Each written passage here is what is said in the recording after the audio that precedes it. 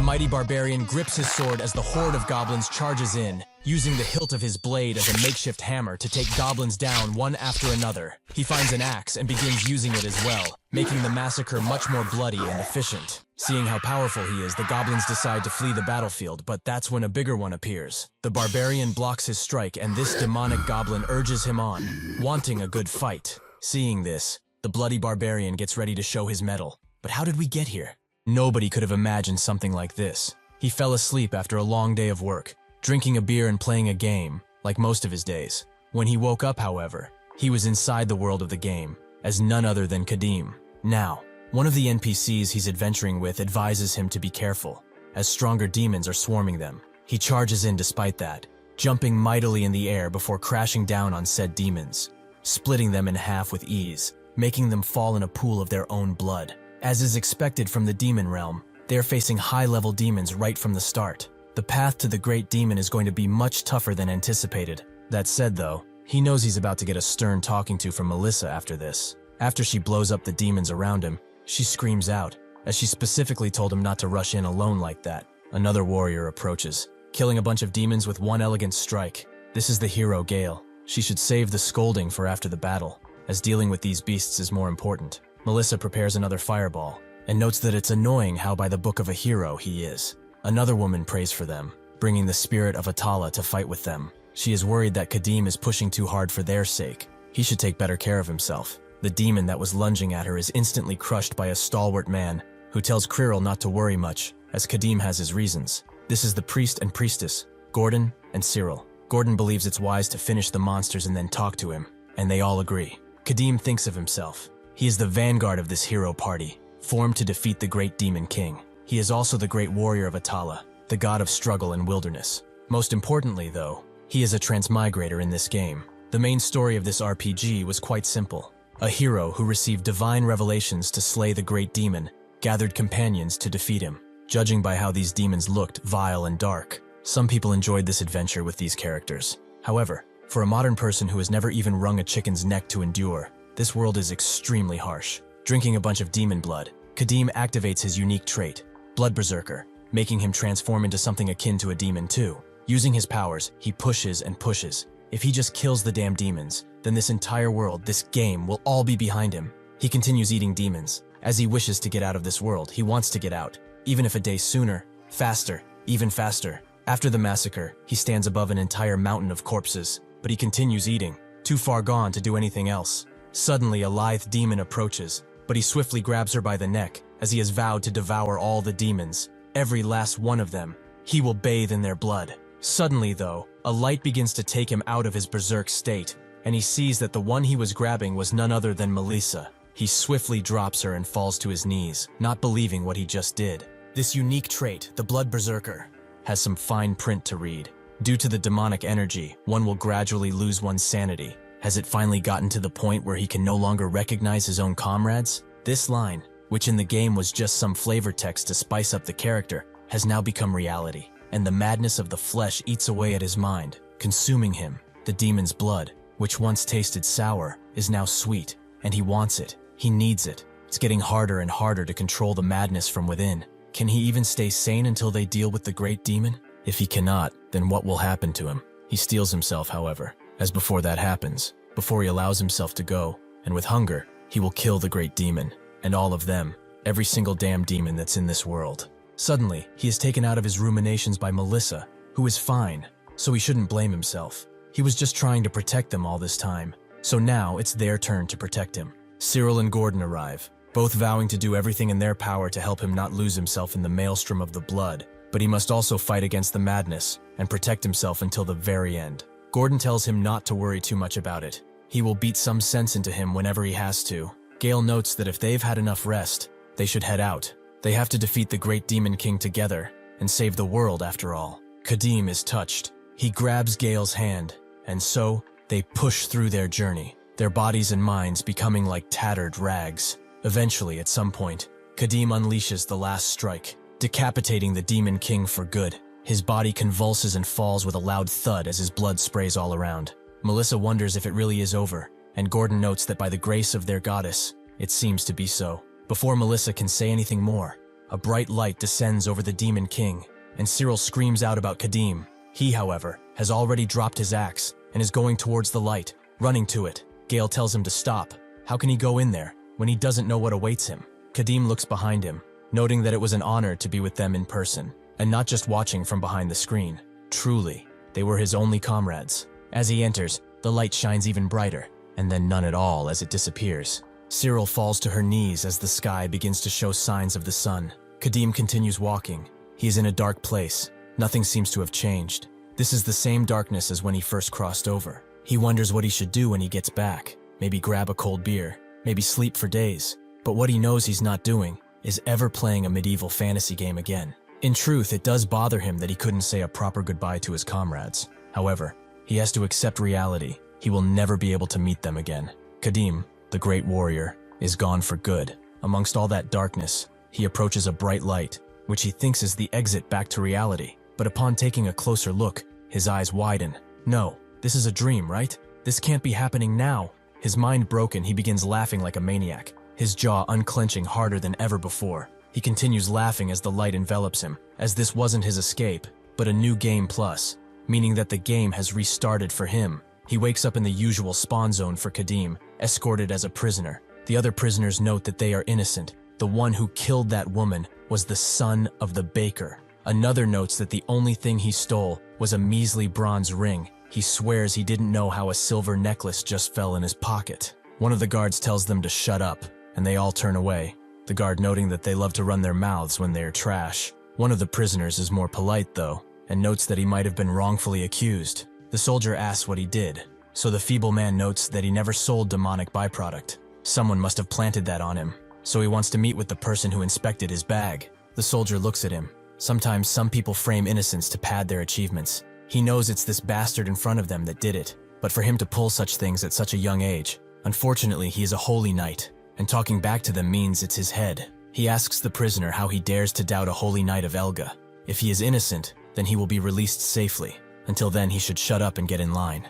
It's really a shame, but since a holy knight was involved directly, it's unlikely for this man to survive. He should hope that he's born with a better status in his next life. Putting all that aside, though, how in the hell did they even manage to capture a barbarian? As they walk, Kadim wonders just what is going on. This body of his is familiar, but all his power from before is gone. The madness and guilt that ate away at his sanity also seem to have gone with it. According at that message that said New Game Plus, he basically started over. However, he does not get it. Even back in reality, the game never started this way. An old prisoner approaches him and hands a root, telling him to chew on it while they talk, which makes it less boring. Kadim looks at him, and the old prisoner explains that he was once helped by barbarians like him long ago. He reminded him of them, and this is not much, but it's all he has for repayment. Kadim decides to accept the gift and begins chewing, with the old man asking how he got caught. Kadim doesn't know, and the old man understands that there are many such cases after all. The holy knight and priests of the empire are way too hostile towards heretics nowadays, believing that believing in a different god is not a sin or wasn't. Kadim is puzzled. There is an empire on this continent? The old man is surprised he doesn't know about the Lucanian Empire, but Kadim knows that name. Isn't it a kingdom in the center of the continent? The old man notes it's far from that. They used to call it that, a long time ago. Kadim wonders, could he have now transmigrated into a parallel world with a different setting? He asks where they are going, and the old man guesses Lucan, the empire's holy capital. Once they arrive there, the other prisoners will be summoned before the judges of Elga, and he will probably face inquisition. Kadim guesses that means he won't die instantly, which is a relief. The old man tells him it's nothing to be relieved about. The inquisitors are madmen addicted to torture. When they see a heretic like him, they only see him as a fun new toy to break. They will drive nails under his nails and pour boiling iron into his eyes. Suddenly, the holy knight in front impales the old man, killing him instantly. He tells everyone to listen.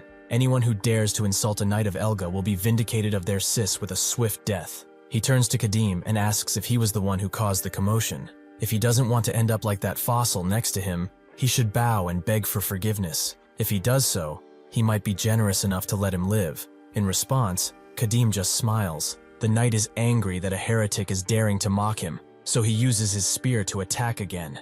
Kadim keeps smiling and catches the blade between his palms as it approaches. The knight tries to pull out of his grasp, demanding he let go, and Kadim obliges, the knight pulling so hard that he almost falls from his horse. Now he is mad. There is no more forgiveness. He will pass on swift judgment on him. Unfortunately for him, Kadim is already charging in with a shoulder bash. The strike creates a wave of air. The knight is knocked down, and the horse is dead on the spot. The knight gets up angrier than ever. How dare he have the gall to harm a holy knight? Kadim hoped to kill him in one strike, but even if a rookie, he is still a holy knight. He suddenly raises his spear in the air, and Kadim knows what this means. The knight calls out for Elga, the master of eternal light, and she bestows upon him a blessing to blast down all heretics in her name. With this newfound power, the knight charges in, and Kadim knows that he cannot hope to dodge this strike. He takes the full brunt of the spear, which sends him flying into a wagon, breaking it in half. The attack doesn't seem to have been fatal though, it only scratched him. The warrior is impressed that he survived such a strike. His durability is as brutish as his looks, it seems. Kadim thinks that even if he has kept his blood berserker trait, his stats are all reset. So he's struggling even against such a weakling. If he had something to eat though, even a low-level demon, he could easily defeat him. Suddenly though, a pungent stench hits him from behind, and he knows of only one thing that can smell like that. After the knight gets to him, he acknowledges that he is powerful, holding great strength, but this is as far as it will take him. He should receive forgiveness from God through his death. Suddenly though, that same pungent smell hits him, and he covers his nose in disgust. Seeing this, Kadim laughs, as it seems that the god he worships so much has chosen him. He breaks through the casket behind him to uncover the head of the demon, and just the smell is already making his blood boil. It's time to feast. He holds the demon head above him and crushes it down like an orange, drinking the beast's blood like water. The knight is simply stunned. He didn't expect to see something like this ever. Did this guy go mad after he hit him? He points at one of the lowly guards and tells him to finish off the barbarian. The peasant with barely any training faces Kadim, knowing that if he backs down, he will die. He charges in, but Kadim simply catches him and wipes his mouth clean. The soldier begs for his life, but Kadim simply crushes his head in response. This must have been a lesser demon he consumed, as it only has a basic strength enhancement effect, but it should be more than enough for this place. He screams out, his throaty roar causing the soldiers to shake and immediately drop their weapons to flee. The knight tells them to rally, form ranks, and subdue him, as he is unarmed and wounded. Anyone who flees from the battlefield will serve their life behind bars. As he continues his oh-so-heroic speech, Kadim shuts him up by throwing the demon head at him, making the graceful knight fall on his ass. With that, he begins running toward him, the knight swiftly getting up and using his holy powers once again, getting another blessing to match the barbarian in strength. Their clash occurs, and the knight thinks he has won. His spear clearly connected with something, so he should beg God for forgiveness. Kadim wonders what he's smiling about when he has just lost. It seems the barbarian has caught his spear between his armpit, and using it as leverage, unleashes a devastating strike on the pompous knight. He continues pummeling him as he lies on the ground, defenseless, but eventually, the knight begs for forgiveness, tears barely able to come out of his swollen eyes. He was wrong. He begs for his forgiveness. Kadim seemingly walks away, causing the knight to think that he will get him for this. No matter what, he will end his life. As he lies there, he suddenly hears a dragging sound as Kadim approaches, before standing over him once again. He honestly didn't expect him to start praying to his god even at a time like this, but he will indulge him, and prays he will be with his damned god in the afterlife. The knight cries as Kadim impales him, ending his miserable life once and for all. After that, he looks at the fleeing soldiers. Sure, he could let them go, but the lesson he got from his first playthrough says otherwise. After the soldiers are all breathing hard, having run a few miles, they think it's safe, but they are all suddenly impaled by their own spears. This is the lesson Kadim has taught himself, to never leave loose ends. Two guards are in the bushes. They are even holding their breath so as not to get Kadim's attention, but he has already spotted them. With one well-placed spear, he kills both of them. The petty thief from before and the other prisoners approach, noting that watching him kill a holy knight was rather impressive, and they demand he get them out of their restraints. But in response, Kadim just decapitates the petty thief, his blood spraying on the other prisoners. His lesson also applies to them. No matter who they are, no matter how friendly he was, he never leaves loose ends. The last prisoner, soiling himself on the ground, asks why he is doing this. What did they do wrong? Kadim ignores his pleas for salvation and takes him out, having done so with the others as well. If he were to let them live, they would have surely gone around, talking about what they saw. Worst case scenario, a unit of high-ranking holy knights would have come to pursue him. He cannot afford such a risk, no matter who it is. The last prisoner is the framed merchant. He is cowering behind a bush, but it's not enough to keep him from Kadim's wrath. As he prepares to strike him down, the prisoner suddenly screams out that this is unfair, and bows down to the barbarian with all his might. He pleads with him to spare him just this one time, as he really hasn't done a thing wrong, and he wishes to live. Kadim simply asks why he should spare him, and the merchant notes that his wife and child are waiting for him back home, and he was only captured because someone had framed him. Kadim guesses he is probably innocent, but that is no reason to spare him, so he should accept his situation. There would be more dignity in it. Suddenly, the merchant screams out, "Does he not need a guide?" Kadim asks what he means, so the man explains that he is a traveling merchant from Multana, of the Free Cities Alliance. He sells goods all over the continent, so there is nobody who knows the terrain better than he does. Kadim thinks that he could be useful, and wants to ask him a few questions. He said Lucanian was an empire. The Lucanian in his memory is definitely a kingdom. So has this Lucanian been an empire since its founding, or when did it become one? The merchant is taken aback by this question. Could this barbarian be from the wastelands beyond the mountain range? Unlike the barbarians that settled on the continent, if he is from beyond the mountains, it is possible that they lost contact with the known world for centuries at this point. Kadim asks why he is not answering. Perhaps he does not know. The merchant immediately begins explaining, "This is year 248 of the imperial calendar, which means that it's been about 248 years since the founding emperor established the Lucanian Empire. Before that, as he said, it was the Lucanian Kingdom." Kadim is surprised they have a new imperial calendar, but what year is it according to the old calendar? The merchant thinks about it for a little while, as they don't really use the old calendar system anymore, but around the year 1130, probably. Kadim is confused. The calendar commonly used on the continent is now considered old. Kadim bombards the merchant with questions, like what the state of the current continent is, what happened to the Elga faith, and what the demon realm is. The merchant notes that, as he explained earlier, Lucanian unified the continent about 300-ish years ago. Now the continent is basically divided into three powers. The Elga faith took the opportunity of the outbreak to expand in power and became what it is now. The demon realm is a taboo zone. Nobody has gone there, and those who have never returned, so they don't really know what might be happening there. Kadim is confused. How could nobody return alive from the demon realm? From Gale, Melissa, Gordon, and Cyril, he wants to know if he has ever heard these names. The merchant can't say he has, except for Melissa. He heard something along those lines before. He was sure it was someone with a name like that. Maybe it was Elisa, though. Kadim can't wrap his head around it. The heroes who conquered the demon realm and slayed their king have been forgotten. Is this world really a continuation of the first playthrough? After a bit of thinking, he asks why demons are running rampant in this continent. The merchant tells him that nobody has a clear answer. Some say that it's divine punishment from Elga, who was angered by the state of the world, while others say an archmage opened a gate to another world, and some claim it is a sign that terrible evil will descend on the world. The truth lies only behind the eyes of the Almighty God above them, though, or so he thinks. Kadim looks up in the sky and picks up his spear before walking a bit forward to gaze upon the steppe. Based on what his merchant has told him, this place is probably the continent he was playing on. About 300 years after his first playthrough, it wasn't enough that he was kicked out of his original world. Now he's been kicked out even of the world he managed to somewhat settle in. The knowledge he has is hundreds of years out of date, and his comrades, whom he parted with so long ago, are probably all dust. He looks behind him and wonders, to repeat such countless slaughters, is there even a reason to live on? To drink the blood of disgusting demons and suppress his madness? What guarantee is there now that he can return to his real world when he reaches the ending once more? What if this damned god gives him a new game plus, or even beyond that? He rips the spear in two and puts the blade to his neck, the merchant immediately asking what he is trying to do. Kadim thinks that if he starts the journey again, countless lingering attachments will remain within. If he's to meet his end, at least, he wants to go out on his own terms. As he grips the spear tighter, he hopes that what he faces is not a room with an exit labeled game over. At this point, he would much rather take nothing. Suddenly, he remembers Melissa. When he asked her what she would do after the demonic threat was over,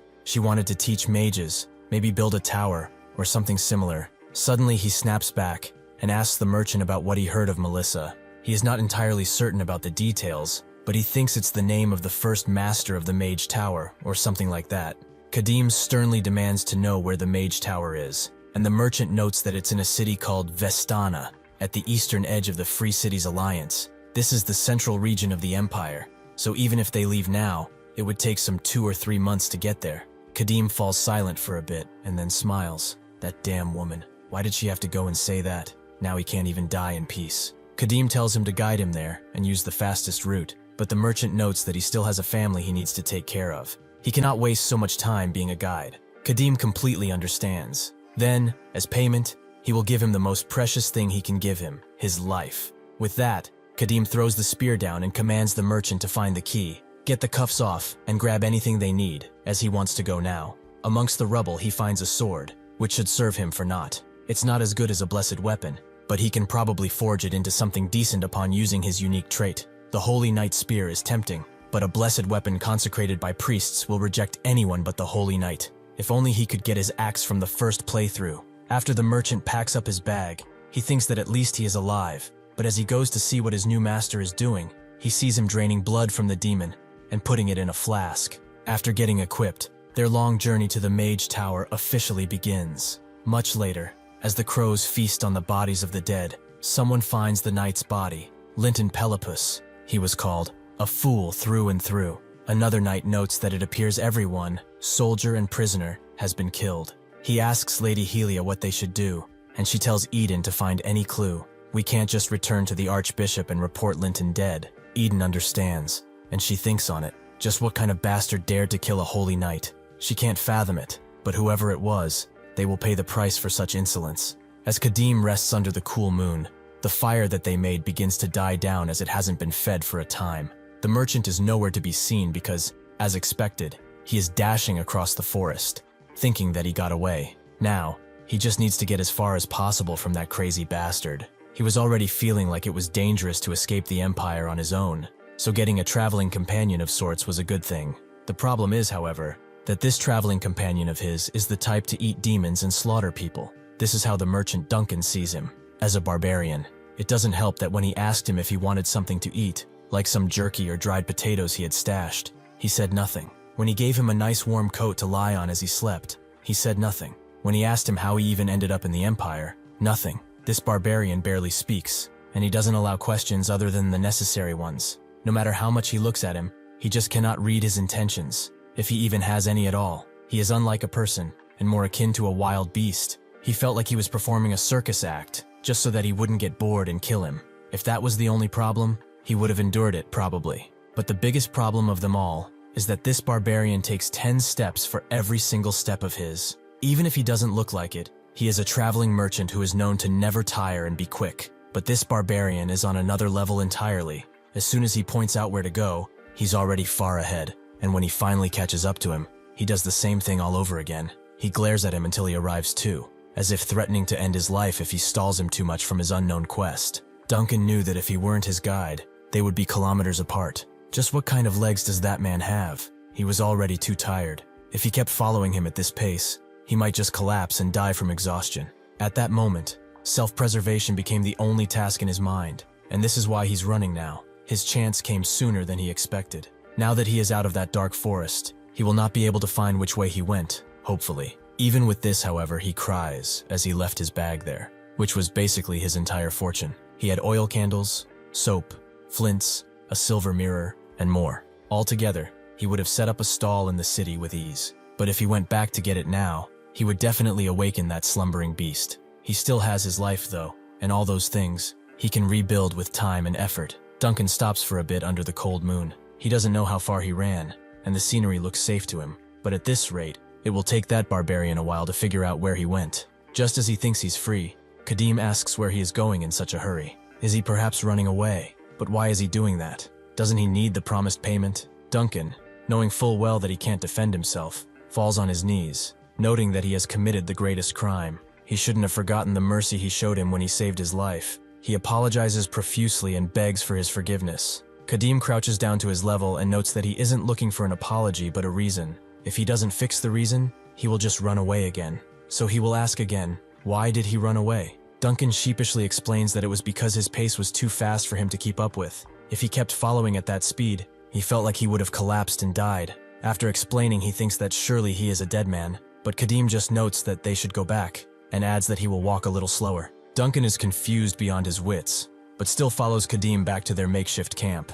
Kadim watches him sleep, clearly having a nightmare of sorts about him. Kadim thinks he was kind of in the wrong here. This hurried pace of his is a habit he formed in his first playthrough, as every moment felt urgent, like he was constantly being chased. The demon realm was a barren and hostile place. There was never enough food or water to properly feed them, and rest was just distant words. Since he advanced by drinking demon blood, He never knew he would be consumed by its madness, and the entire group would save every single moment, even from eating and sleeping, so they could hasten their steps. They probably wanted to make sure he didn't go fully mad. Unlike the demon realm, though, their current surroundings are not that dangerous. There is plenty of water and drink, and while the madness might just return one day, at least for now, it is no problem. Besides, slowing down is actually a good thing, as the traveling merchant is a rather useful guide. As they come to a crossroads, Duncan explains that there's quite a lot of friction around the borders. There are a lot more guards, so they should take a bit of a detour and go through a less guarded area instead. Kadeem understands that if he thinks so, then they will do just that, something Duncan is quietly happy about. Kadeem still has the map of the continent in his head, but it's a 300 years old map. Without a competent guide, he would surely get lost one day. As they walk, Duncan explains that most holy knights either capture heretics on sight or obsess over their records so much that they will hunt down nearby demons with a fire in their eyes. A barbarian like himself won't be able to rest easy until they reach the territory of the Free City Alliance. Now Kadeem understands why it's so hard to run into demons, even though they are apparently running rampant across the continent because of these holy knights. This blood he's storing will soon be unusable, so he will need to secure some fresh blood, just in case he needs to fight. That night, as they continue to walk through a thicket, they find a village, which Duncan thinks is a pioneer settlement. It would be best if they asked for food and a bed here, as there are no good spots to camp around the area. Kadeem finds it strange, however, that there is not a single light on, and it's dinner time, yet the gate is open with no guards. Duncan wonders if this is an abandoned village, and that's what Kadeem would like to check. Duncan advises against it, as they don't know what the people fled from, maybe a monster or demon. That's when some low growling appears out of the village, but Kadeem still pulls out his blade, as a monster or a demon would be quite the good tidings. As they enter, Duncan sheepishly follows Kadeem and asks what happened, as this does not look like the average abandoned village. Kadeem stops at the only house with an open door and blocks Duncan, who peers around him, just as a demonic goblin lunges toward them, screaming out as it does. Kadeem barely moves as he cuts the beast in half, which falls right next to Duncan. Even more goblins come out of the dark home. Kadeem thinks that goblins are not aggressive. On the contrary, in fact they are normally quite timid and avoid people. So for these creatures to turn aggressive means some entity has gotten involved. It looks like they came to the right place after all. Another goblin lunges at him, which Kadeem easily dispatches, scaring his brothers. The second goblin screams out as Kadeem lunges and decapitates him, but the third one actually throws a hatchet at him while he does that, which Kadeem manages to block. With that, he takes care of the third goblin too, splitting him in half from the chest. Duncan looks at the corpses before him and asks if it is over, but Kadeem can't say for certain just yet. Suddenly, a louder, more throaty roar can be heard from the house, and a much larger goblin peers over at them, holding what seems to be a girl. The beast screams at the two, but Kadeem just throws his blade at its head, killing the thing instantly, and it drops the girl. Duncan asks what he would have done if he hit the kid, but Kadeem notes that he doesn't miss. He takes the binds off the girl, and immediately stares the frightened child down, noting that he has some questions. Before he can say any more, Duncan intervenes, noting that they are not bad people, and gives her a licorice root to chew. He calms her down slowly but surely, making Kadeem note that he's quite good with kids. Duncan notes he has a son back home, just about her age in fact. The girl starts to slowly speak, calling out her mother, making the others think that she wants her, but in fact, the girl says that both her parents abandoned her. This shocks the two, Duncan wondering why they would do such a thing, but Kadeem understands.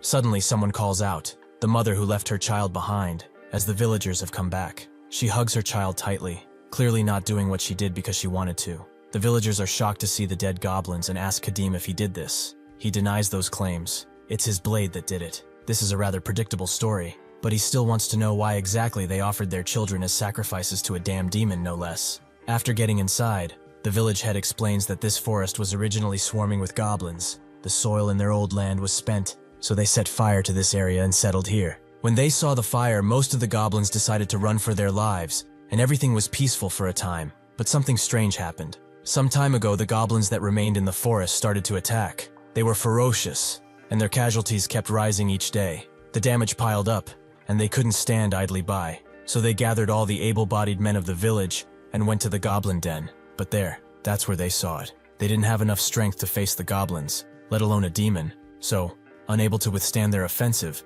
they gave up and surrendered to the demon. He didn't kill them. Instead, he explained that every week, he would come to their village and from each household, He demanded the most useless child as a sacrifice. Duncan guesses this means the other kids have been taken, but how could they do this? Are they no longer sane? Has fear made them crazy? The village head screams out, asking who they were supposed to sacrifice. Their grown sons, their daughters who were on the cusp of marriage. Duncan screams that they could have just left, but the village head notes that they already planted their crops, and they would have starved. In response to this shouting match, Kadim smashes the table into pieces. He asks how many horns the demon had on his head, and the village head doesn't remember them having any. Upon a bit of thinking, Kadim picks up his sword and tells them to lead the way. Since they are so weak, he has no choice but to take care of the demon for them.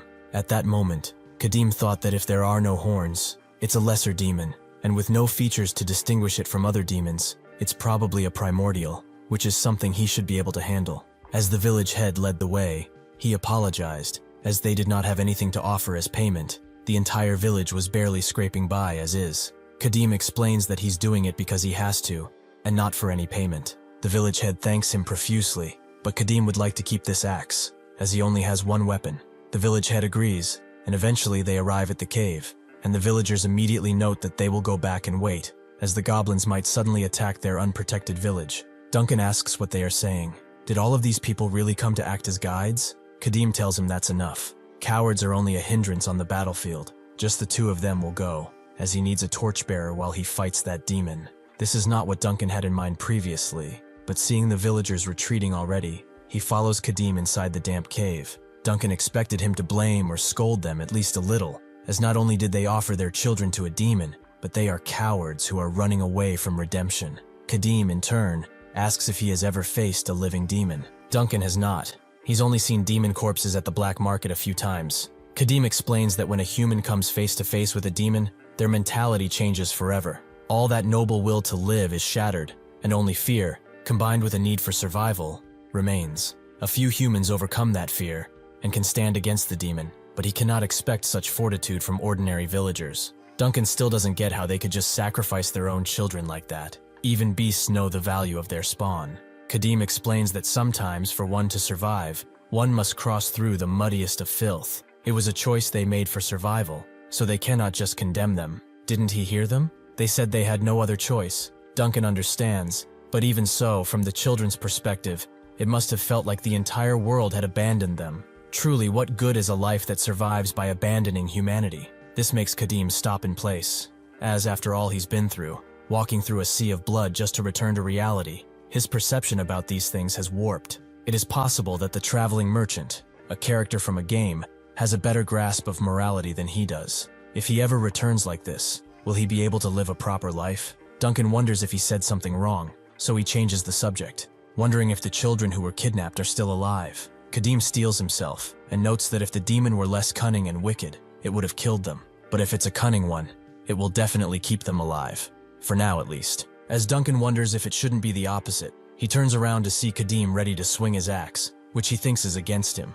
But Kadim actually throws it in front of them, as he detected a goblin even before it made its presence known. With this attack, the others charge in, and as Duncan wonders where they even came from, Kadim tells him to keep his torch high. He charges in, piercing a goblin to hit another, before grabbing that same goblin he pierced and cutting another. However, after swinging, he hits a stalagmite. Their presence will make it hard to swing wide in this already enclosed space. The goblins growl and make noises as they see Kadim wrap some leather around his blade, and they charge in after that. Kadim, however, is now using his blade as a bludgeoning weapon, farming the goblins like the trash mobs that they are. He remembers the axe he just threw and picks it up, using both weapons to annihilate the goblins in all sorts of ways. Duncan can just watch as this happens, but he's completely stunned that just one man can do this. The goblins, knowing that they cannot win, begin to run away in fear. Kadim notes that they are going after them.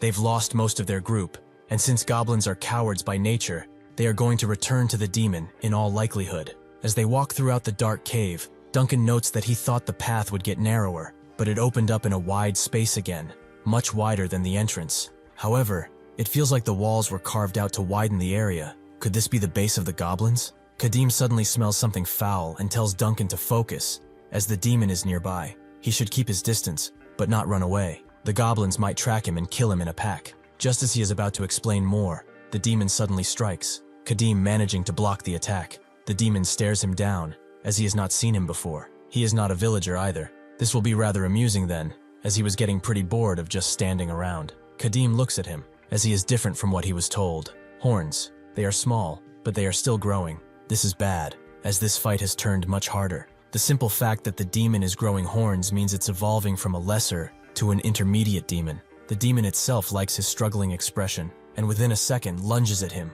Kadim barely able to block the incoming attack. The demon reveals he loves humans. They are weak and rather obedient. Kadim only blocked out of instinct, as he lost track of him. But as he thought, this is not the power and agility of a lesser demon. The demon notes that he killed too many of his precious little goblins, and he's starting to dislike humans because of this. He must beg for forgiveness. Kadim thinks that a lesser demon can be defeated by a dozen or so able-bodied men without training. However, against an intermediate demon, victory isn't guaranteed even with a squad of elite soldiers. The demon wishes him to give one more chance at life, but he will not use that arm. In fact, he will cut it off with that axe of his, then chew and eat it all to the bone. If he consumes his own flesh without leaving a scrap of it, then he will let him live. Kadim knows that in his current state, it would be difficult to fight a proper intermediate demon, but now, while its horn is still growing, he might just have a chance against it. The demon is confused. Is he not going to cut his arm off? Is he not going to listen to him, perhaps? Kadim pins his sword into the ground and notes that he's been noisy for quite some time now, but he doesn't listen to bloodbags like him. He cuts the flask of demon blood, letting it fall out, and the demon is confused. He knows that smell, knows it well, but why does a human have access to that? Kadim pays him no mind as he gulps the flask before discarding it on the ground. He begins to shake, and suddenly he screams out in a fiendish rage that scares even the cocky demon. Unfortunately for him, he is against the truest enemy of any demon. Kadim is glad that the blood was quite old at this point, but it still had an effect. He feels that it won't last long. He has to end this quickly. The demon is surprised by himself. For a second, he was actually fearing a mere human, but that simply cannot be, as he has gained new power too. For this insolence, he will have to kill him now, so he charges in, his claws extending further than before. Kadim knows that demons are cunning little creatures. If it had sensed danger, it wouldn't have hesitated to flee the area. Perhaps its judgment has been clouded by the surge of power from the horns that just started growing. As the demon strikes, Kadim can finally see its movements and strikes back with his axe, making the demon recoil from the impact, which seems to have chipped its deadly claws. Unfortunately, Kadim's axe has chipped too, the steel not being made for battle. If he keeps on fighting like this, it is only a matter of time before the axe fully shatters, so he picks up his blade. It doesn't matter though. Even if the axe were to break, he will use his sword, and if the sword were to break in turn, he would use his mighty fists. The demon looks at its chipped claws with increased anger and screams out, as this is simply unforgivable. Kadim suddenly charges in and slashes down with his blade, forcing the demon to block once again, but he is actually being pushed to the ground. He quivers, now realizing the full power of the human in front of him. Kadim doesn't stop there and prepares to hit him with the axe, but the demon throws off his blade and barely has enough time to get out of the way. He never expected such immense destructive force. His legs are shaking just from the impact. How can a mere human have this power? The demon roars as it charges forth again, trying to take Kadim's head off cleanly, but he dodges and shoulder bashes into the beast, making it recoil backwards. Kadim does not stop there, however, as he swings his blade mightily at the demon's neck, who barely dodges, but Kadim uses that same momentum to strike with his axe, this strike being much more powerful than the last, which seemed to have been a feint. The demon realizes how dangerous this next strike is, so he pushes himself back with all the force he can muster, Kadim destroying the stalagmite next to them completely. The demon puts his hand up as he huffs loudly. He demands to know what Kadim is, as it's clear to anyone that he is not a human. Kadim does not answer, and instead just stares at the beast, his eyes clear, purposeful, driven only by the want of battle. The demon knows that it cannot be a human. It must be some type of monster that has taken the shape of a human to deceive him. Knowing this, the demon jumps up, holding on for dear life to a stalagmite. He is being overpowered easily, and the beast is reading his attacks. It's useless for him to charge head-on at this point, but what else can he do? Suddenly, he hears Duncan screaming. It seems that he is turning some of his goblins away, but the demon is more interested in what he is turning them away with. That fire. If only that fire were gone, things would be much easier. With that, he begins jumping from stalagmite to get to the light bearer, but Kadim puts his sword down and grabs his axe in a throwing position. It is pretty obvious that this demon is aiming for his guide, but he will not allow him to have his way. Kadim sees that the demon is pretty quick. If he just aims for him, he will likely dodge, so he will have to do something else. He grips the axe tighter, aiming to destroy the stalagmites. The demon notices as soon as he unleashes the powerful throw, which destroys what he was climbing on, making the beast fall with a loud thud.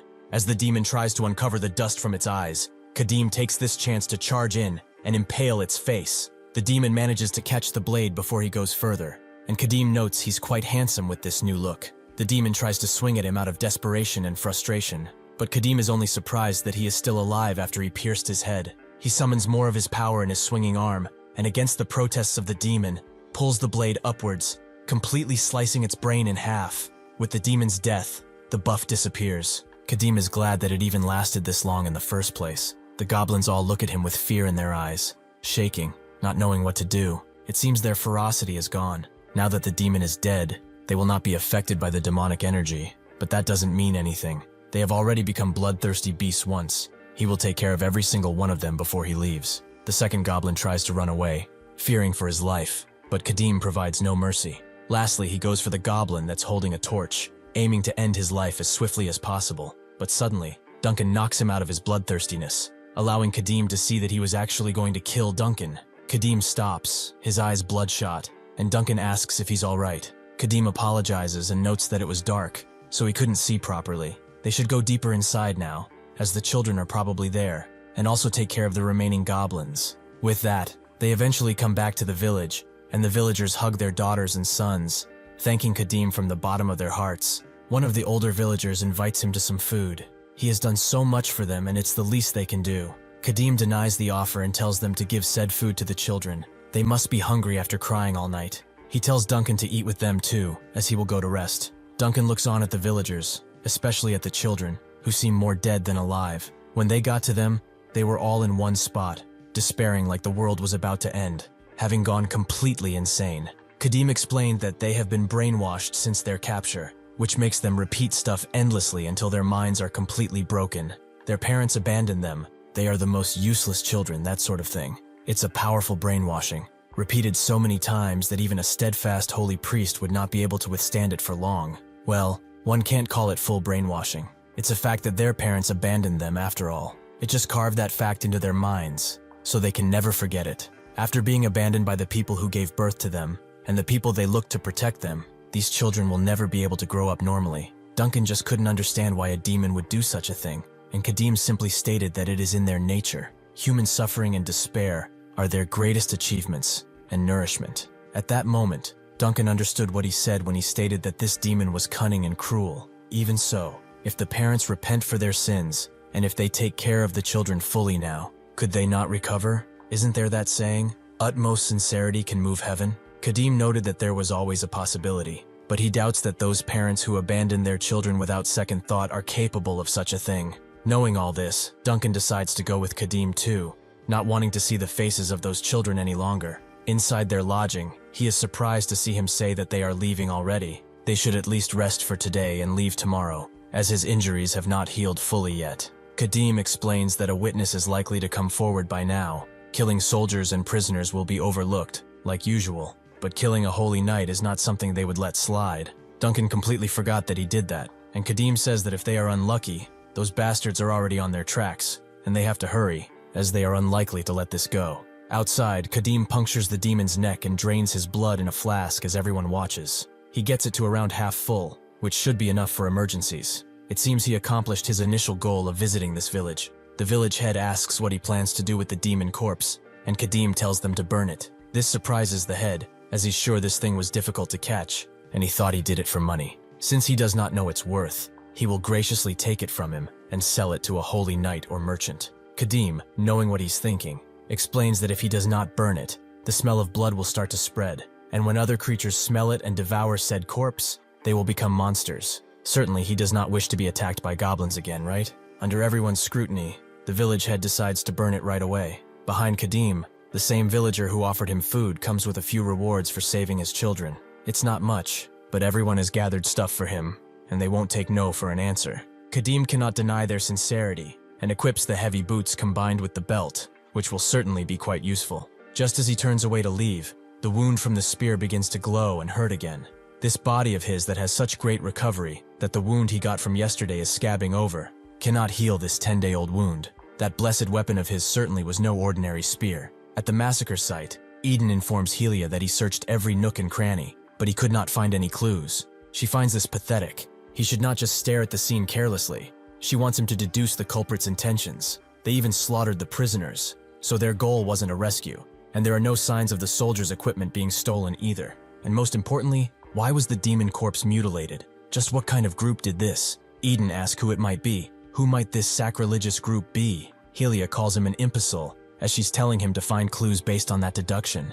Even though it's been a long time since his investiture, there is a reason why he still hasn't moved beyond the paladin rank, it seems. Eden thinks she's just arrogant. In the end, she doesn't know either. Given who she is, though, he cannot argue. She is the Arch-Paladin, Helia Muviel, and not just any Arch-Paladin, but one who ascended to the rank by soloing 20 demons. She is also the Empire's youngest Arch-Paladin. Her personality is garbage, but her skill cannot be ignored. It is frustrating, but she is not an opponent someone of his rank can take on just yet, although he might get a chance soon. Since it can't be helped, Helia tells him to bring out the holy relic given out by Archbishop Arensko, but this surprised Eden, so they should reconsider using Damien's twin mirrors, as it hasn't been even 10 years since the other one broke. Damien's twin mirror is a pair of mirrors that reflect scenes from the future and past. The one who sees the future is shattered after reflecting on an impossibly powerful being, so now they only have the past one. Helia screams out, asking who said something about breaking it. It was given to them to use when the search hits a dead end. Is he really going to go report at the Archbishop himself that they have no idea who killed his nephew Linton? She calms down and advises him to stop worrying. Unless it reflects a great demon, that mirror won't break. She snatches it from his hand and begins using it on the site, seeing what Kadim did, drinking blood, beating Linton to death, and killing everyone. His extreme gaze causes the mirror to break, shocking both of them. Eden is trembling. How can that mirror break? Did she not say that a great demon had to appear to even begin shattering it? This means that the barbarian they saw is on the level of a great demon. They must return to the holy capital and report this. Helia notes that with the culprit revealed, they have no reason to return to the holy capital, so they should continue their search. Now she's getting serious, vowing to personally kill that demon in human skin. That night, as Duncan gathers water from a nearby river, he thinks of the children, who believe their lives are basically over. They are all madmen. He steels himself. If he wants to survive and return to his family, he has to cheer up. He can't be like this if he wants to serve the barbarian well. He goes back to the campsite and notes that he will prepare his meal now, but upon looking closer at him, he sees Kadim sweating profusely. He's surprised. He's somebody who can tear demons apart with ease. What happened? Kadim gets up, and he sees the wound on his chest, which has reddened and is aching. Kadim thinks he should have realized sooner about that damn blessed weapon. It was probably imbued with a blessing that inflicted fatal wounds on demons, and naturally that wouldn't affect a human, but he's a berserker who gains power from demon blood, and can't be affected since he drinks demon blood. Duncan notes they shouldn't have left the village. He should have rested, at least a little bit. Kadim notes that it's not the kind of wound that can be healed with rest, but more importantly, how was the moon like yesterday? Duncan thinks on it a bit, and notes it was a fully tilted waning crescent moon probably. Kadim is glad he hasn't missed his chance. If it's tonight, then he can do something. Suddenly, though, they heard a bunch of howling from the forest, and sure enough, the blade wolves descend on them, ready for their next meal. Seeing this, Kadim picks up his weapons and tells Duncan to stand back. In this damn world, it seems like he can never truly rest. However, these damn mutts could have visited them another day. The blade wolves circle the weakened Kadim, slowly approaching him until one of them charges in, but Kadim throws his axe at it, making the beast fall back. He was actually aiming for the head, but his vision is extremely blurry, so he cannot even aim properly. Seeing this, the other beasts charge in, Kadim doing his best to take them down, but one of them grabs his swinging arm. Under this pressure, Kadim slams his fist into the beast before taking out the one behind him. Another grabs his ankle, but he deals with it. The other blade wolves begin to circle him, clearly more weary. They are used to hunt in packs, and after seeing their first members go down, they regroup. There are too many of them. If his body were in a better shape, he wouldn't have his issue. Suddenly, he hears Duncan screaming, who is protecting himself with fire. Kadim knows that if he's going to drink demon blood now, it will be like taking poison, but he does not have a choice. Under the guise of the beasts, he takes the demon blood in his mouth, and the beasts know he is far more dangerous than before. He suddenly grabs his blade, and with 2 swipes, takes out the ones threatening Duncan. He grabs his axe, and begins to kill wolves left and right. The Blood Berserker buff effect changes, depending on what type of demon blood he drinks. If he had to guess, this time, it's agility. Sure enough, as 2 beasts charge him, he dashes through with amazing speed, taking them out. He expected this effect, considering that demon bastard was just as fast. Suddenly, the Bladwolves retreat, Duncan thinking they are running away. But Kadim knows that's not the case. It seems that the Alpha has arrived. Duncan is shocked to see a wolf twice as big as the others, but Kadim is more scared about the buff, as it's about to run out. Suddenly, the beast attacks with no warning, Kadim realizing that it's trying to crush him with only its weight. Suddenly, the side effects of the injury get to him, and he falls on one knee. Duncan asks if he's alright and tells him to snap out of it quickly, as the wolf is still approaching. Kadim looks up at the sky, as the conditions should have been met. Sure enough, he sees it. Midnight on the night when the moon has completely hidden itself. It's here. He hilts his blade in the ground and begins praying. Atala, undefeated master of soldiers, place his blade in his hands. Bless this great warrior who only thirsts for battle. On the night the eye that watches over the land hides itself, bestow the blood-soaked name upon this very blade. Suddenly, the blade begins to glow, shocking both the Alpha and Duncan, and Kadim is asked what name he would like to give this blade. It's been a while since he's done this reverberation of will. He felt it in his first playthrough too. The name he grants the blade is Mosquito, and with that, a rune is grafted on it, fiery and red. This is his unique trait at work, the one who bestows names. The Alpha attacks again, but Kadim easily swipes an attack on the beast, causing it to land. The special effect of the blades activates, which is vampirism. This causes him to restore a small amount of health and heal some wounds. The Alpha growls at him, and Kadim is not satisfied either. He wants to see what this beast can do. Eventually, though, he takes the Alpha out, and due to all the attacks he got on it, all of his wounds heal. Kadim is pleased to see that even his fatal wound from the blessed weapon did. If anything, it was rather helpful that these things showed up. What's written on the blade is ancient script, so he can't read it, but it probably means mosquito, and vampirism is a special effect that restores life force upon attack. Unfortunately, the weapon is low grade, and the efficiency isn't great. To fully recover from being a wreck, he'd have to slaughter dozens of beasts, and even then, if he encounters an enemy that is not flesh, it's useless. This is enough for now, as being able to grant a special effect without any material is an advantage. Duncan peeks over the tree he was hiding and approaches, surprised to see the situation unfolding like this, as this barbarian was a complete wreck. How did he not collapse? He looks at him, and sees that not only are his battle wounds gone, but also the one that the Holy Knight gave him. Kadim asks why he didn't run away when he fought the wolf back. If he had abandoned him in his weakened state and fled, he couldn't have chased him.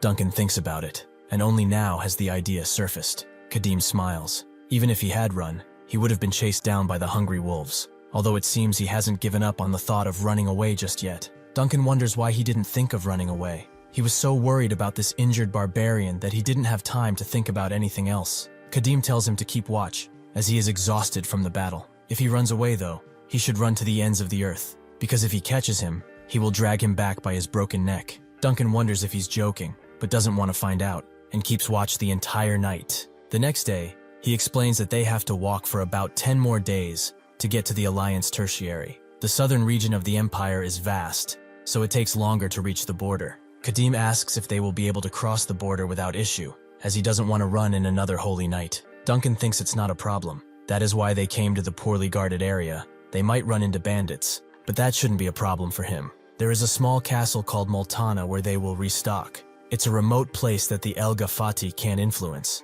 The Free City territory is smaller than the Empire's, and has a more developed commercial sector, so the road is well maintained. If they follow shortcuts, they can get there in no time.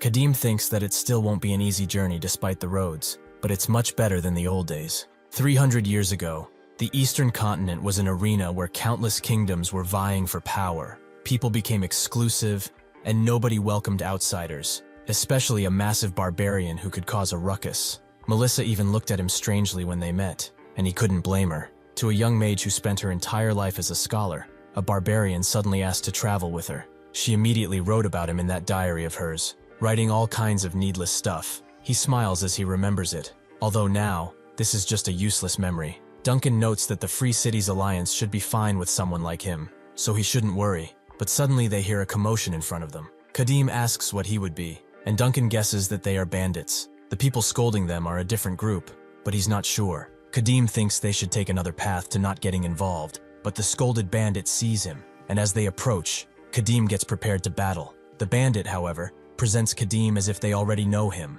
and notes that they knew he would come, as he told them. The other bandits run away, clearly not wanting to die, and the bullied bandits laugh, as they find the sight of those guys running away very funny. They should tell everyone that Agon's Raging Horn is here. Kadim asks one more time what they are doing, and the bandit apologizes, thanking him for his help, although he probably wants to be called Agon's Raging Horn, right? Kadim notes he's not that guy, and has no intention of helping them, so they should get out of his way, or die. The bandits are confused, but since he is not the one they were thinking of, he was certainly trying to confuse them and get away with something. He must be punished for his insolence. Seeing the bandit change his attitude so quickly, it's clear to Kadim that he was waiting for someone else. Since they have the numbers, they probably think they have the upper hand too. One of them notices Duncan and asks what that porter of his is carrying in that comically oversized bag. Something expensive, maybe? When he goes to take a peek, Kadim stops him, confusing the bandit. He's making him quite sad by acting like this, popping out of nowhere and confusing their people like that. Because of him, they have to fight those bastards now without reinforcement, so he ought to offer some financial compensation at least. Kadim just stares him down, and the bandit guesses he doesn't want his pockets touched. If not, they will do it like this. Since it seems he can handle himself, he should come with them to fight those bastards, while pretending he is Agon's Raging Horn. He saw those bastards run away earlier, so it really won't be hard at all. He pretends to be him, noting that he just has to shout and they will flee again. With that, they can call it even without taking his bag as payment. It's only natural, since he is at fault here. If a man has manhood, they ought to take responsibility. Perhaps he is a woman under all that, so he doesn't really know how to make him repay. It's his first time seeing a barbarian, so he doesn't know how to discern between the two. As his friends laugh, Duncan thinks that Kadim keeping quiet is very bad. Perhaps he's holding back to not get tangled up with bandits though. The bandit thinks it's decided though, since they will be working together. How about they introduce themselves? He's first. Kadim will gladly do that, and with a swift swing of his blade, he decapitates the bastard in front of him. As it rolls on the ground, his friends take a while to realize what happened, and as they scream, Duncan sighs, fully expecting this. The bandits immediately pull out their knives and blades, noting that he will not get out of here alive. Kadim fully introduces himself. He's also the great warrior of Atala. After a very short amount of time, Kadim is done with the measly bandits, taking his axe out of the last one, but he sees that it's well past its glory days at this point. The edges are chipped, and the joint is rattling, marking its loss. It wasn't meant for combat, however, and he's been through the ringer with it. He sets it on his belt, thinking that he will look for a more decent one at the castle. It seems that one of the bandits still lives. He is frozen with shock until Kadim turns to him. He immediately sprints away, but he immediately trips and falls. Kadim thinks this is good. He no longer has to worry about losing a leg, and he doesn't have to pull his axe out. If he doesn't want his spine crushed, he'd better answer his questions truthfully though. Are they bandits? What's their relationship with the ones that escaped? And most importantly, who's Agon's Raging Horn? Seeing him not answer, Duncan intervenes, noting that Agon is a city in the center of the Free City Alliance. It has the largest arena on the continent, and countless mercenaries, gladiators, and wanderers gather there, seeking wealth and honor. Agon's Raging Horn is a legendary barbarian merc who has won the championship on multiple occasions. Kadim asks if these guys mistook him for that, which Duncan guesses, but he finds it strange. He is such a famous figure that even a chairman could not meet him easily. Maybe if they paid him a fortune, but not even then. The bandit screams out, noting that their boss is from the arena, and he said they've been best friends since back then. He said if they asked for help, he would drop everything and come, no matter what. When Agon's Raging Horn is here, they will all die. He damns it all. This is all because of those Black Hammer Gang bastards. The area used to be their territory, the Blood Cave Gang territory. One day, though, they pushed in using their sheer numbers, which is why their boss asked his best friend for help. Duncan notes that truthfully, they've been completely scammed. If they were truly best pals, would he just watch him act as a bandit in a place like this? He could have just tossed him some gold bars to open a decent shop in a big city. The bandit begins to realize this too, and Kadim thinks that, regardless of circumstance, he has killed several members, so they won't let it slide. It is better to strike first than be ambushed. Since they are bandits, he will loot their supplies without any guilt, and perhaps he can procure a more decent weapon too. He tells the bandit to lead him to his group so he can clear them out, and he refuses at first, but when Kadim presses on his spine, he folds. At the hideout of their gang, their leader sits atop a golden throne. He is Graham, the leader of this ragtag group, and a close friend of his brother, the Agon's Raging Horn. He made a name for himself in the arena of Agon, and he's a proud and brave warrior. That's what he would like to be, but Raging Horn doesn't even know of his existence. The truth is, he was a basic gladiator with 1 win and 4 losses. He lied about sending a messenger because his subordinates kept acting out. But even if he had sent one, Raging Horn wouldn't have come anyway. He wonders where it all went wrong. He just wanted a simple life. With those loyal subordinates he gathered by lying, or at least, exaggerated bluffs. Scraping by on banditry in this area, that would have been enough for him. This is all because of those Black Hammer bastards. They had their border. Why did they need to creep down here? As he despairs, a subordinate screams out, rushing to him, as the Raging Horn is here. Before he can ask to be saved, the subordinate is taken out by Kadim with a precise axe throw. Graham can't believe it. The distinctive barbarian attire, that amazing physique. Is this really Agon's Raging Horn? Kadim points his blade at him and asks if he is the boss of this ragtag bandit group. Graham acts confused, acting like he doesn't know who that person is. Graham has seen the face of Agon's Raging Horn in the past, and this is not him. Not at all. Where did this barbarian come from to attack their gang?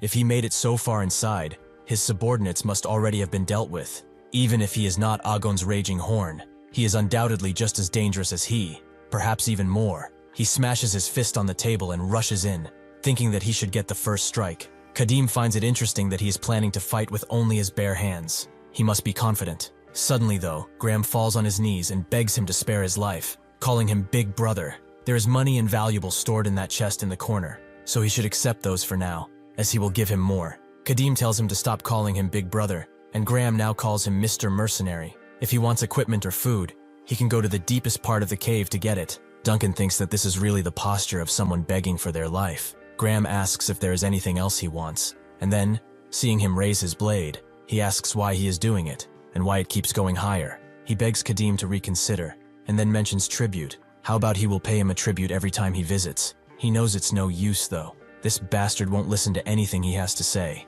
He's someone who survived the brutal arena using every trick he knew, and yet he's going to meet his end like this. Suddenly, he sees his battered, used axe and mentions the treasure map. How about he gives him one? One that marks the location of a dwarven throwing axe. Kadim stops, as this is interesting to him. What does he know about that? Graham confirms that it does indeed exist. It's a throwing axe said to be made with the heart and soul of dwarven artisans. Kadim tells him to keep talking. Graham thinks that he caught his interest. It's only natural though. Dwarven equipment is not something easily found even on the black market. He heard the blade never dulls, no matter how many times it's used. And when thrown, it flies like a bird to hit its target without aiming, and it is just incredible. He's sure it would be of use. Kadim already knows that dwarven equipment not only has incredible stats, but it is also plastered with special effects. It's impossible to even compare them with ordinary human-made equipment. It would have had to be at least blessed to compare. Therefore, obtaining dwarven equipment is no easy task. As is common in fantasy games, different races like dwarves and elves exist in this game.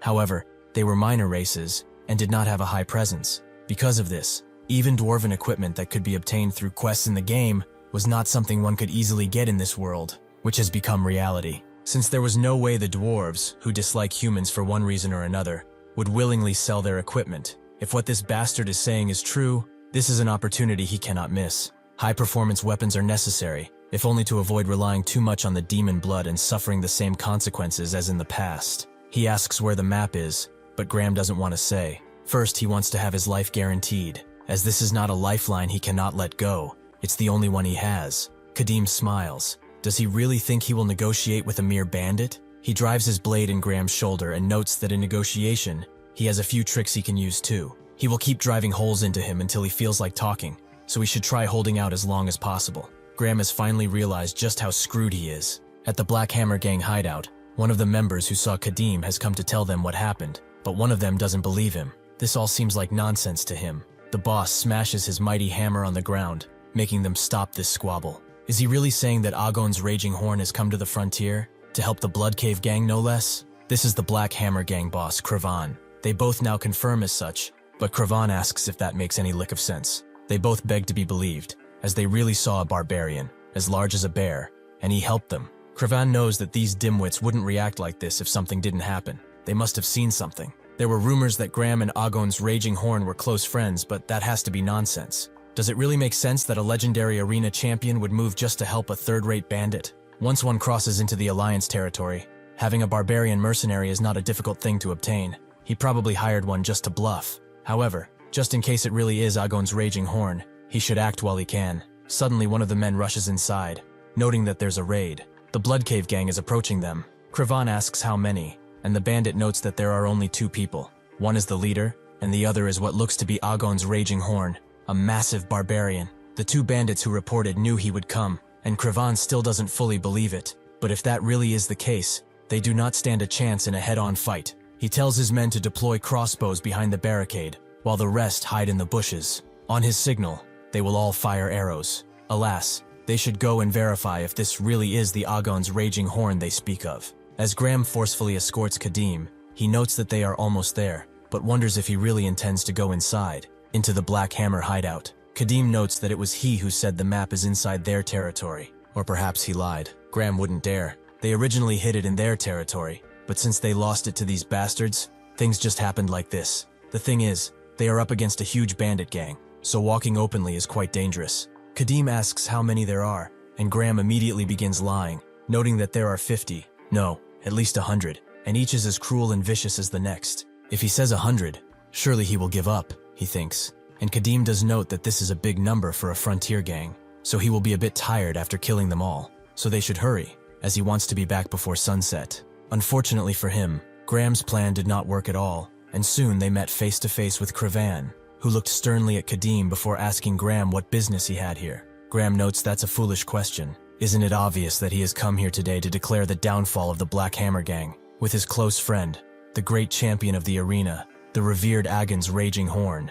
Everyone gets serious, wondering if this is really who they say he is, and Graham thinks that with this, they will be shaken up, and with the focus on the barbarian, he will run away while they fight. Suddenly, Kadim asks what he is doing by almost pulling his scalp off, and notes that he is not Agon, whatever his name is. He has no intention of fighting as long as they get the item that he is looking for. There is no reason for them to shed blood here, no? Kravan smiles deeply, as he knew that this bastard wasn't Agon's Raging Horn. He must be hired by Graham. He probably betrayed him after realizing he was dragged into this death trap. But why is he so calm when he is not Agon himself? Does he not understand the situation he is in yet? He smashes his hammer on the ground, and the crossbowmen appear, along with everyone else from the bushes, circling the 2 like prey. Kravan notes that he should cooperate. Then what item is he seeking? His subordinates will help him, so he should speak freely. Kadim explains that he's looking for a map. This guy knows the location, so he doesn't need their help. They just need to peacefully clear the way. Kravan is intrigued. Perhaps he is talking about this old thing. Graham exclaims that this is it, but how does he have it? Kravan didn't expect him to hide it. One of his subordinates found it under a rock and brought it to him. Several groups have come looking for it, so the thing that it's marking must be quite precious. Well, he doesn't plan to use it, and if he can't have it, nobody can. Graham asks if he really is crazy, as he sees him rip it apart, and then eat it. Kravan tells him to take it now, if he can, that is. Kadim doesn't mind. If that's what he really wants, then that's what he will get. He will have to hurry though, if he wants to get it out before it passes through his stomach. Kravan immediately orders his men to fire, but Kadim swiftly grabs Graham and uses him as a shield, blocking all of the arrows that come his way. Kravan can't believe it. He just stares as Graham screams out in pain. This guy is a lunatic, even if he betrayed his employer, to use him as a meat shield without any hesitation. Kravan orders his men to aim for the parts that are sticking out. He can't cover everything, and fire again in unison as soon as they finish reloading. The bandits all reload as fast as possible, but suddenly, Kadim's axe flies into one of their heads. The crossbowmen, seeing this, fire again, continuing to pin their bolts into Graham, who begs to be killed instead of suffering this fate. Kravan asks his men what they are doing. He told them to shoot all at once, not separately, but they should stop firing for now. He turns to his men on the ground and tells them to charge. They do just that, and Kadim throws Graham into some of them. There are certainly quite a lot of them. Mosquito might heal his injuries, but dealing with this many numbers, he could sustain some unwanted injuries, so he will end it as quickly and as decisively as he can. Kravan wonders what he just drank. Was that alcohol or water to quench his thirst? Kadim feels an intense sense of elation, incomparable to when he drank it while his body was a mess. He is stronger, focused, and ready. Suddenly, he rises in the air as the bandits berate him and slices some of them up before they even notice. Using the demon blood, he is faster than they can perceive, especially since he has the agility enhancement. The bandits cover their backs, wondering how the hell he is so fast, but Kadim still cuts through them. Seeing all of this bloodshed, Kravan wonders what is happening. There is no way a barbarian received Elga's divine power. Just where did such a beast even come from? He gulps audibly and tells the crossbowmen to load a crossbow and bring it to him now. They do so, and Kravan thinks that no matter how fast his feet may be, there is always a moment when he stops moving. and reveals his presence. As the number of his men dwindles and the distance widens, it becomes more frequent. After attacking, he reveals himself, stopping his feet, and then shows his back to find the next target. Like now, he fires off the bolt, which flies toward Kadim at an amazing speed, right into his face. Kravan thinks that he got him, and smiles widely. Kadim is faster than he expected, however, and just as the bolt tip reaches him, he grabs it and snaps it in two. Kravan can't believe it. How did he catch a bolt flying toward him? What kind of power-up nonsense is that? Seeing that they dare to interrupt him, Kadim begins to slowly approach, with one of the bandits noticing as such, but Kravan tells him to stop standing there and reload his crossbow too. The few bandits that are on the ground try to stop him, but he just goes through them without a scratch on him. Seeing him not stopping at all, Kravan wonders if he changed priorities because he saw the crossbows as annoying, and he asks his subordinate how many loaded crossbows they have. He explains that they have 3, including the one he has in his hands, and Kravan tells him to listen very carefully. He stuffs a bolt in his pants and grabs his mighty hammer, preparing to face Kadim, who is slicing through his men as he looks at him. Kravan thinks that since he cleared out the men who were blocking the front, he will close the distance soon. Even if he swings his hammer, he will not be able to touch him, but he has a plan. As he finally arrives, Kravan swings his hammer at him, but then feints and smashes into the ground, blocking Kadim's vision momentarily. Kravan tells his men to fire, and they do it, but Kadim has seen through their tricks already. Kravan grabs the crossbow that is on the ground and pulls the bolt out of his pants. Kadim grabs one of the bolts, but that's when Kravan goes under him and lets the bolt loose right in his face. Kravan knows that even he cannot react in time for something like that, but unfortunately, Kadim has. He rushes through and cuts Kravan's legs, leaving him to kneel like a dog. Kravan doesn't get it. He definitely hit him directly. So how? What happened? Kadim snaps the bolt and spits it out as he caught it with his teeth. He will go deal with his little crossbowmen and come back, so he should wait quietly for his sentence. Kravan can only listen as he hears his men scream and shout, begging to be spared, but there is no sparing against Kadim's might. After he is done, Kravan knows this is a bit late to bring up, but could he spare his life? Kadim did not have any intention of killing him anyway. He's just going to slice open his stomach and get the map.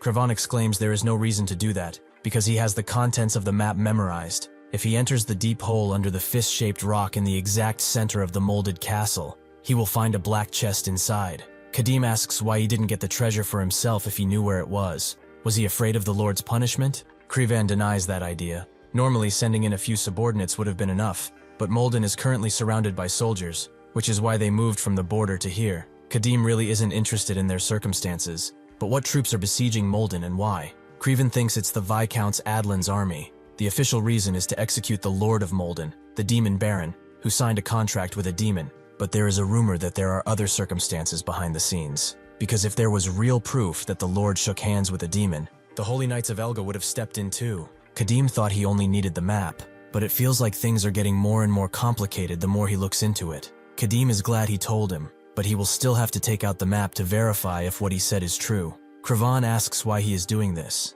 Did he not tell him about the contents and more? Kadim does not believe the word of a bandit, and he said so earlier too, to take it if he can. That night, as they make camp, Kadim gives Duncan the bloody and torn map and tells him to piece it together. Duncan asks where the map was for it to be in such a poor shape, and Kadim tells him it was in his stomach. The bandit tore it up and swallowed it, so he retrieved it directly from his stomach. Duncan gets it and does his best, making the map match roughly what the bandit told him. It wasn't a lie then, but the story about Maudlin Castle is true too if that is the case. Kadim wonders if that Demon Baron story really is true, and how he can use it. At the village they visited earlier, the village chief is exclaiming that he is only speaking the truth. There truly has not been anyone passing through the village as of late, other than a few villagers getting hurt working. There have not been incidents. They are saying the truth. They do not know this holy knight, but they know she means business, and she asks if they can swear this before Elga.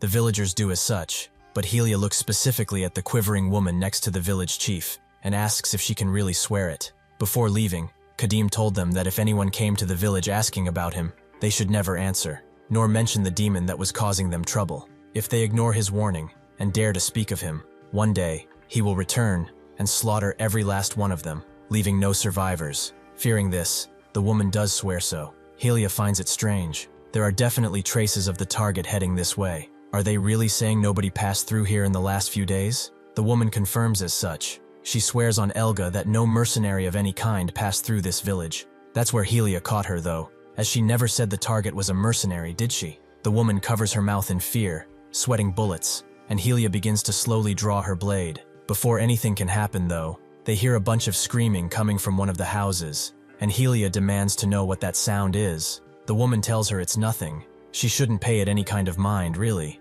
Helia is even more suspicious now, and does not listen to them. She immediately goes into that house and finds someone on the floor convulsing, their eyes reddened. Judging by this, they are possessed by a demon, and quite severely. The woman excuses it as a chronic illness. He's been like this sometimes since he was young, after all. As Helia begins to walk toward the boy, the woman grabs her leg, telling her she can't just do this once. She should let it go. Helia doesn't even listen to her, and begins casting her magic, making a beam of holy light appear in her hand, which she smashes in the face of the boy, consecrating him fully. The light permeates throughout the entire room, giving it a warm and holy feeling that everyone can feel. With this, the convulsion stops, and Helia explains that the child has been saved from the inner demon planted by that devil. From now on until forever, his soul shall never again suffer from the devil's whispers. She can promise that. The woman has calmed herself now, and thanks Helia from the bottom of her heart. But suddenly a wave of fiery stillness goes through her boy,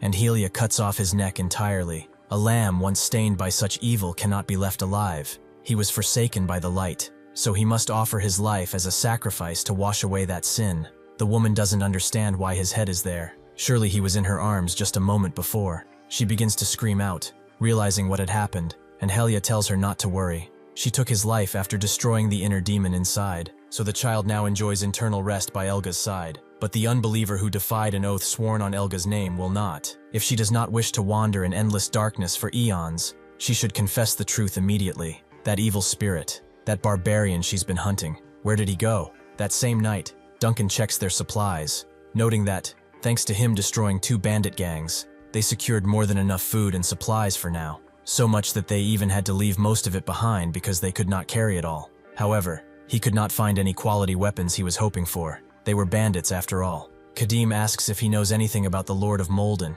and Duncan has heard of the demon Bareng in passing. The nickname probably didn't stick because of harsh rules, or a contract with the demon. He once had a drink with a merchant from Molden, and he missed his hometown, saying it was a very nice place to live. If the Lord were an evil and greedy man, he wouldn't be saying such things, would he? Kadim thinks that proves nothing about his lack of connection with demons. There are plenty of those things out there that grant abundance only to snatch it away in an instant, sending one to hell to enjoy their stacked pain and suffering. The only way to get a dwarven weapon is to check it out himself. Then the problem is that he barely has a sip of blood left, and a single sword. He wonders if he can break through the hundreds of soldiers surrounding Molden Castle just with these. Will he have to use his fists? As he thinks, Duncan excuses himself for asking, but he really wants to know one thing. When they first saw the bandits, didn't he call himself the Great Warrior of Atala? People receive that title. Is it something that only special warriors among those who serve Atala can receive? Kadim asks why he asked, and Duncan explains that, from what he heard,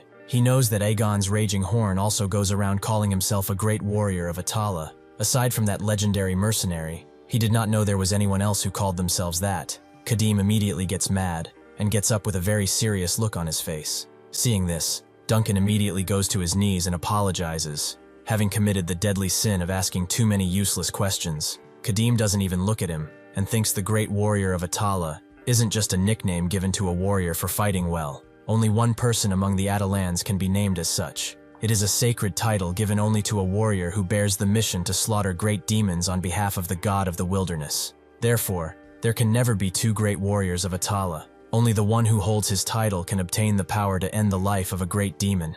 This means that there are 2 possibilities. Aegon's Raging Horn is using that title without knowing any better, or Atala has forgotten him and chosen another great warrior. Kadim tells Duncan to get up, as it's not his fault. They leave for Molden at daybreak, so he should get plenty of rest. As he walks away, Kadim thinks that whether he is impersonating the great warrior, or he has been abandoned by Atala, whichever it is, he will tear him apart when they first meet, no matter what. When they get to Molden Castle, they see that the atmosphere is not really that great. Guards are standing by, but they are standing by for nothing, as they are just watching the encampments that surround them, looking extremely famished as well. Kadim and Duncan watch from a few nearby bushes, with Duncan surprised to see hundreds of soldiers surrounding Molden Castle in a standoff. Besides that, no matter how much he may look around, he does not see any gap to enter the castle. Kadim tells Duncan to go look for a safe space nearby and hide in it, as he will go there by himself. Duncan asks if he's really intending to break through hundreds of soldiers all alone,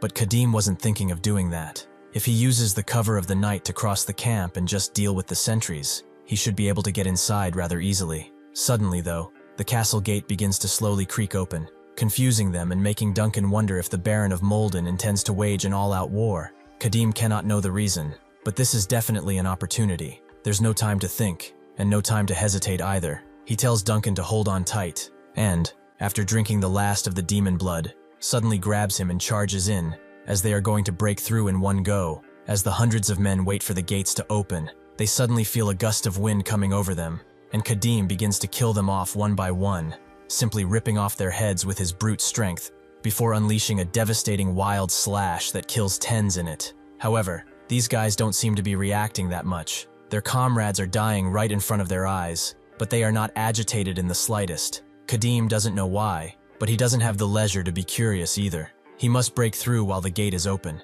He continues killing one man after another before ending up on an older one, presumably the leader, and smashing his head into the ground, crushing it completely. It seems that he successfully made it through, but someone else stands in front of the gates of Molden, who introduces himself as Baron Molden, the lord of this place. Who is he? Kadim understands. He is the demon baron then. But why is he here alone outside of the castle? The baron explains that it's regrettable. The rumor that he is related to a demon is just not true. There are circumstances there. Kadim walks past him and notes that he will know if it's a rumor or not when he checks. He should follow him, as he has some questions for him. The baron refuses. He came here to sacrifice his life for Molden. He had already made peace with his death. Kadim tells him he can die later, as now he has questions for him. The baron wonders where it all went so wrong. He remembers that one night he came to the guards carrying some water for their hard work. The guards were really touched, as they never thought he would do something like this personally. He could have just ordered them to do it. The baron laughed at the man who said this, a Deltan, and said he was a proper soldier now. His parents would have been very proud to see him. He looked on at the men surrounding them, noting that carrying a water skin up here is hard work. The soldiers should be resting too now, since it's much harder work to stay on high alert all day, facing an enemy they do not know when they will attack. Because of an incompetent and unvirtuous lord like him, they endure suffering. Deltan tells him to not say that the demon baron, or whatever those wicked swindlers of Adlan are at fault here. He has done nothing wrong. They are just very honored to follow him. The baron sighed and thanked him for saying that, but he shouldn't make young men like him suffer anymore. He then went to his wife, noting that the weather is getting warmer. Fortunately, they don't have to worry about a shortage of firewood anymore. She said nothing for a while, and knew that he did not come here to talk about the weather. What did he wish to really speak about? The baron asked if she remembered the tulips he bought and planted last year. Didn't she ask a traveling merchant from the Alliance territory to order bulbs by color? Why couldn't he think of that while looking at the desolate surroundings of the castle? Her aesthetic sense really must be acknowledged. It would have been very beautiful if those tulips had bloomed. His wife sighed, noting that the inside of the castle is suffering from famine. What do tulips matter now? The baron explained that on his way back he saw children of the castle digging up the soil and eating those bulbs. They were terrified when they saw him, but they still stuffed their bulbs in their mouths with reckless abandon. His wife asked if he scolded them, but scolding them for something like that when it's all his fault that his territory and his people are suffering would be unwise. They have been besieged for 4 months, unable to do anything, and the winter provisions ran out long ago. The people here are holding weapons instead of farming tools. If they continue to hold out like this, then this castle, which will surely perish with everyone in it. Therefore, he will end everything today, and die honorably. If he dies, this Viscount Adlan will no longer have a justification to besiege this place, and they will all be free. His wife got up suddenly, telling him that's not the reason they are doing this. He is not related to a demon at all, isn't he? The baron told her that the truth is not important now. This is just profit and justification. If their goal was the truth, wouldn't they have called for the Order of Holy Knights so long ago? If this Viscount Adlan does not withdraw even after he dies, she should send a messenger to His Majesty the Emperor and spread rumors about them. If His Majesty still overlooks this atrocity, she should just defect to the Alliance side and receive help. From this day forth, the future of Molden is in her hands. It will be difficult, but he hopes she can lead the territory wisely, as she has led him throughout the years. This dragging battle they have been going at for 4 months will end today with the death of the Demon Baron. The Baron intended to die today, to sacrifice his life for his people, but who on earth is this barbarian? And why is he exuding such an aura? The guards are naturally worried for the Baron, and are glad to see him back. But suddenly, one of them notices that the elder soldiers are doing something. They are convulsing, making sounds, and suddenly screaming, their eyes bloodshot with power and rage. Kadim has seen this before. This is the work of a demon. The Baron immediately tells his soldiers to close the castle gates. They begin doing so, but the possessed soldiers do not stop their charge. It's a very reckless charge. He grabs the spear of one of the soldiers and tells them to bring him more. With that, he grips the spear tightly, using all of his muscles to smash it into the group of soldiers, eradicating a few of them with one strike. They are all shocked, but Kadim does not have time for their shock and demands the next spear. He's handed spear after spear after spear, each going into the beasts, into the mindless beasts that were once humans, making them go even crazier and faster, not wanting to stop at all. The gate keeps closing, but suddenly it stops. The winch apparently will not turn anymore. It must be jammed somewhere, and it won't budge no matter what they do. The Baron thinks that this is a worst-case scenario, and Kadim is annoyed by their inability to close the gate. The Baron tells one of the soldiers to gather everyone in front of the gate and find the engineer, while also taking the strong soldiers and heading to the winch to unblock it. Before that, Kadim grabs the gate, using his mighty strength, begins pulling it down, little by little. Everyone is shocked as the frenzied men are still coming in, but the Baron tells his soldiers to cover him. They should slow down the enemy advance, even if just a little. Spears, stones, whatever they have, they should throw everything at them. The soldiers do, making the advance stop only for a short while, giving Kadim enough time to fully close the gate right before the mindless soldiers charge in on it. Kadim says nothing, turns around, and knows that this should do it. Right now they can close the main gate and forget about those guys for a while. Everyone is shocked, including the Baron. Is this guy even a human? Kadim doesn't care about their words though. He just wants to have a nice, calm talk with the Baron. Naturally, Kadim is invited inside and is given a bunch of food. The Baron explains that he can't even remember the last time he entertained some guests. There is not much prepared, but they should eat their fill while they can. Kadim doesn't eat, but Duncan does. He even asks for seconds. Kadim then mentions that food shouldn't be this plentiful. The Baron tells him not to worry about it. His family and he both can starve for a few meals, even if he had to carve the flesh from his own thigh to serve them. He could not commit the dishonor of letting his honored guests go hungry. Kadim thinks about honor. Is that why he also tried to go and die? The Baron looks at his hands and explains that, to some extent, it was that. Kadim would like to hear the full story. What exactly has been happening all this time? And why did he try to go alone in the enemy camp to throw his life away? The Baron notes that he owes him that much at least, but before that he must go back a bit in time. This place was originally a barren land with poor security, so not many people lived here. In his youth, he received the Emperor's command and became the Lord of Molden. He was determined to make this a good place to live, no matter what it took. Over a dozen years he poured his heart and soul into this, making it quite a prosperous and peaceful place. Thanks to its remote location, there was little chance of getting swept up in conflict, and he did not doubt that Molden's prosperity and peace would last forever. However, one man's greed and jealousy changed everything. Viscount Adlin rules a neighboring territory. It had somewhat better conditions than Molden, but as Molden gradually developed more and more, and became a better place to live, the Viscount grew jealous and weary, and began spreading false rumors that Baron Molden is a demon baron, who signed a contract with a demon for this prosperity. He claimed that the work of his people, his work, was all done with the help of a demon.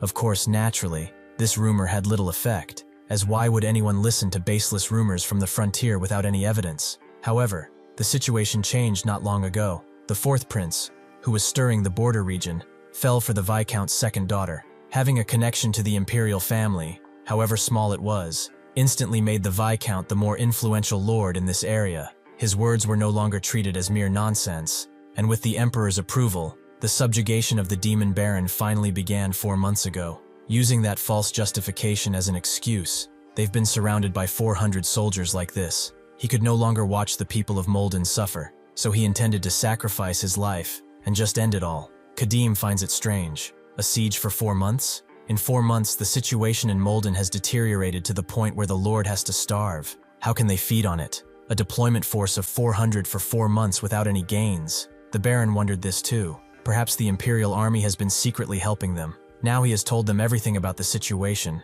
so he wants to know about theirs. Who are they? And what reason could be compelling enough for them to break through Adlin's camp and get here? Kadim explains that he came here because there is something he is looking for in Molden. Is there, by any chance, a fist-shaped rock in the exact center of the castle? The Baron is confused as to how he knows about that. There is indeed such a rock in the castle's basement. Kadim gets up and asks him to take him there. He will leave quietly once his business is done, as he has no other purpose here. The Baron refuses. That's impossible. Entry to the basement is forbidden. Kadim asks for the reason, but the Baron refuses to tell that to an outsider, which is unfortunate, as he must follow his family's rules. Kadim is getting increasingly annoyed, and Duncan feels the atmosphere shift to think that a Baron who has been so friendly up until now would be so firm. The two men stare each other down, both not willing to let up.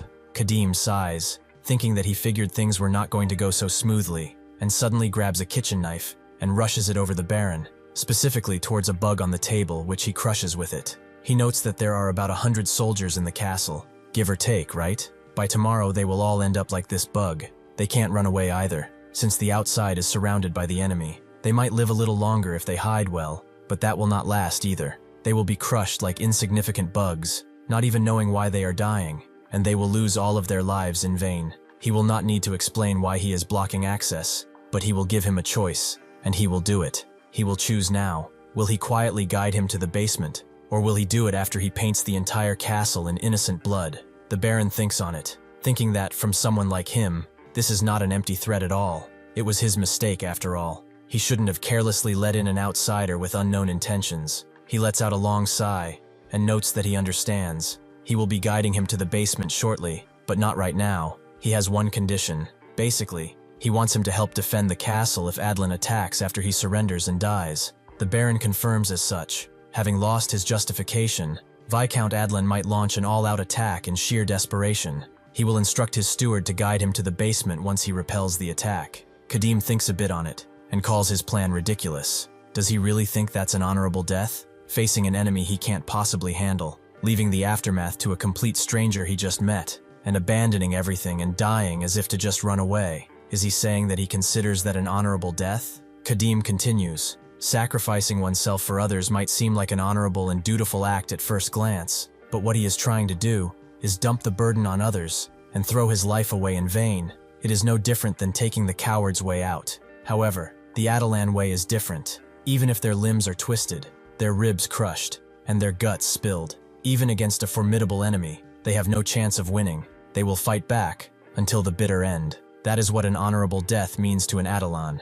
Thus, he would like to make him an offer. Will he hear it out? They continue speaking like this for a while, and after Kadim finishes explaining, he asks what he will do. The Baron tells him to give him some time to think, and wait in the guest room in the inner castle, as he will be giving him an answer shortly. With that, they are guided to the guest room, and after entering, Kadim tells Duncan to take the bed and rest. He puts his sword down, and sits on the sofa nearby. Duncan relaxes until he sits down and asks about that offer he made. Does he really think the Baron will accept it? Kadim notes that it's not a losing deal for him, and it's not like he has any other choice at this point. Duncan really thought things were going to go south for a moment there. For that Baron, who has been so accommodating, to suddenly be so firm, it was strange. He didn't seem like the type of person to refuse a guest request without a good reason, so why was he so stubbornly trying to block access to the basement? Kadim tells him that if he thinks a bit, the reason is pretty obvious, as Duncan wonders what that could mean. Suddenly, the door swings open and the Baron comes inside.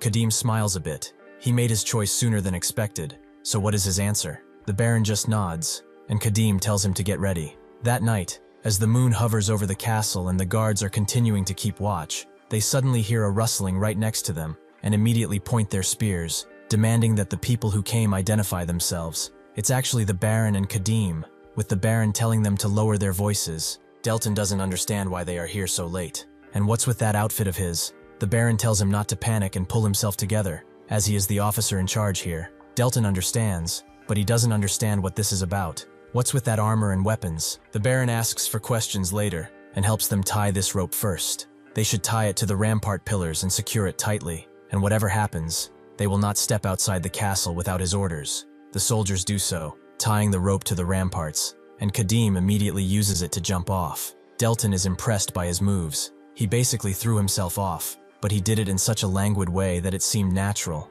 The Baron descends too, but before he does that, he looks at his warriors: Skalin, Odik, Kren, Bennick, Carold, Dawnpin, and even Delton. He entrusts them with a treasure more precious than his own life, the protection of Molden.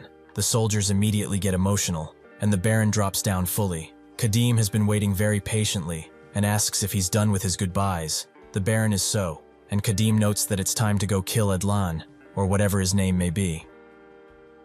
Thank you for watching. See you next time.